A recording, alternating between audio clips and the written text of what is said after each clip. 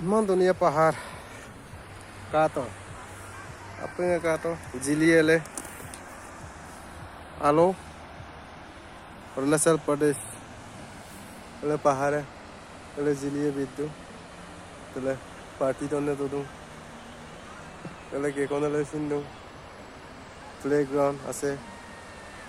বলে পাহাড়ে কাঙ্কানে